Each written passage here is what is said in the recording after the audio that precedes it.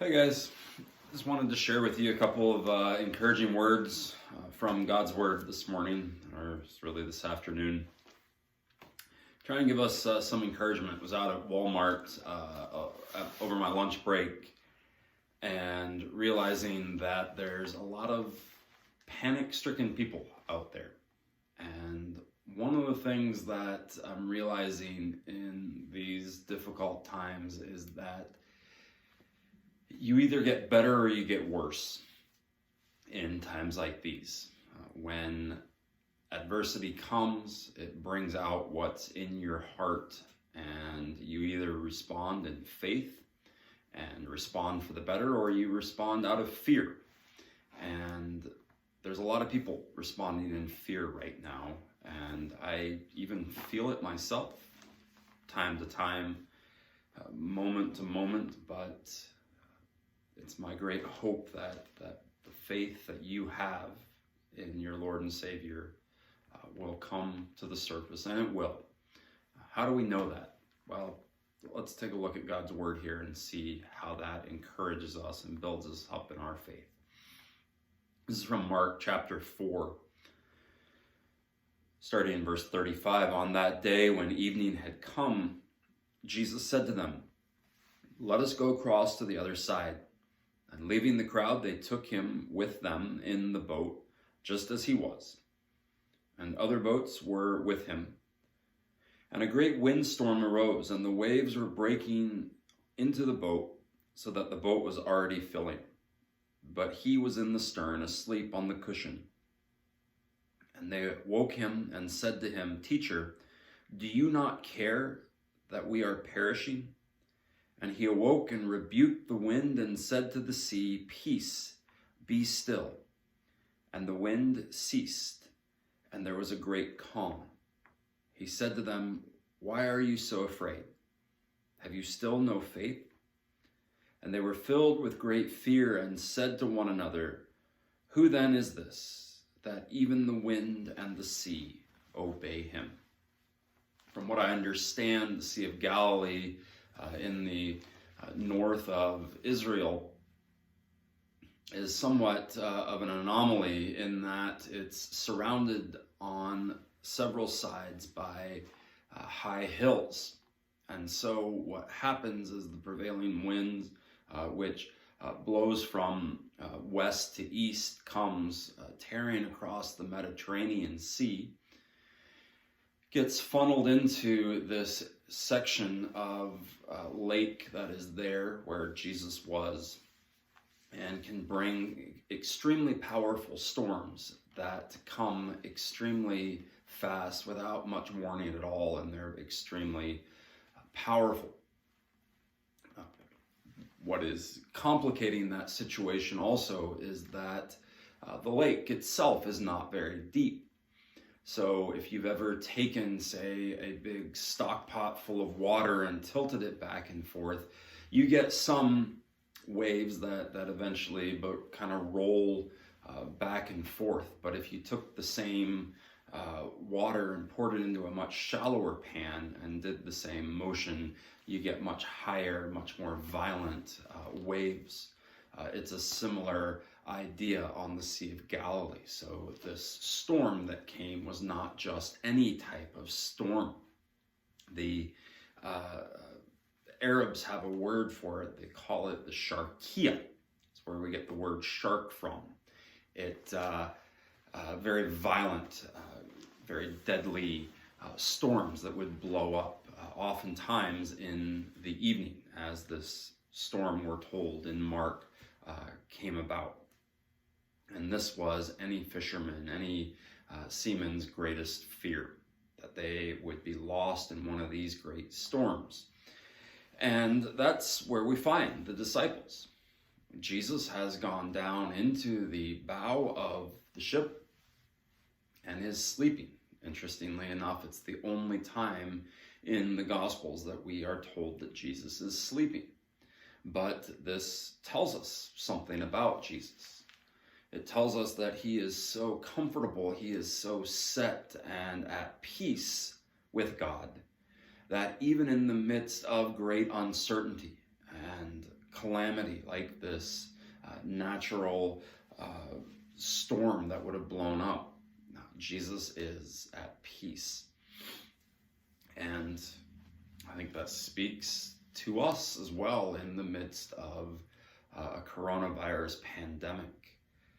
We can have complete peace and trust in God, even in the midst of great uncertainty and everybody else is panicking out there. We can be calm and can be at peace. How can we do that? Well, obviously by looking to the one who is peace himself. And knowing something else about Jesus, what he came to do and what he came to accomplish. There's another telling word in this passage here. In verse 39, Jesus awakes, and it says, he rebukes the wind and said to the sea, peace, be still. Now this word for rebuke here is a Greek word that actually means to muzzle. Jesus woke up, commanded the sea and the wind to calm down, and in verse 39, and the wind ceased and there was great calm.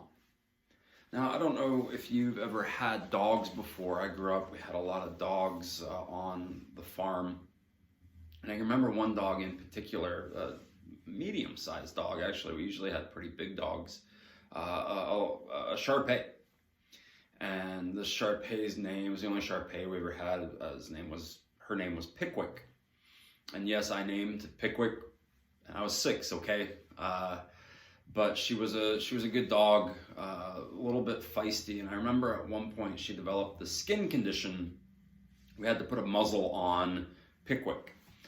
And if you've ever tried to muzzle a dog, I don't know, maybe your dogs are better trained than ours were, but it is not an easy process to muzzle a dog, even a medium-sized dog.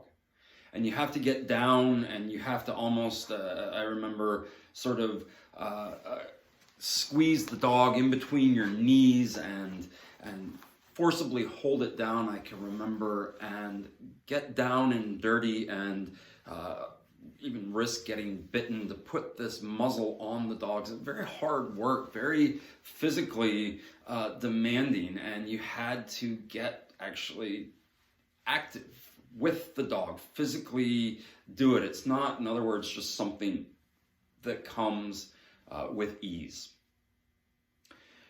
I think this is very telling that Mark chooses this word to muzzle the natural order here, the natural world. Jesus muzzles the wind and he muzzles the sea.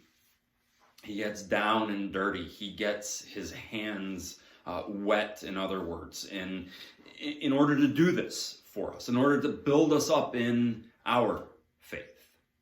So you see, this is the type of God that we serve. He's not a God that stands off, as they originally accused him of, right? Why don't you care? Why aren't you involved, Jesus? He is. But more than just that, he rolls up his sleeves. He gets physical in this world that we live in order to what? To build us up in our faith, to calm our fears. This is the God that you serve. And that's why when we go out to Walmart, when we see people losing their minds, and they are, that you can remain calm in this, because your God got down and dirty first. He rolled up his sleeves.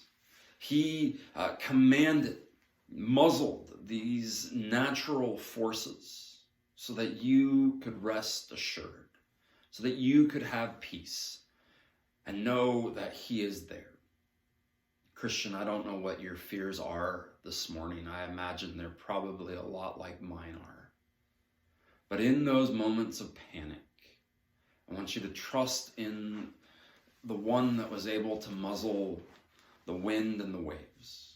He is able to muzzle this disease that is running rampant right now He's able to muzzle our own hearts, muzzle our fears, muzzle your concerns.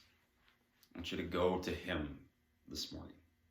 Continue to trust and know that he cares about you a great deal, because he's the one that muzzled death itself on the cross. So continue to put your faith there. Know that he loves you dearly, because he wouldn't have done it if he didn't love you that much. And rest assured that he's at work even now in all of this. Continue to stay well, be blessed, and we will talk to you again here soon. Take care.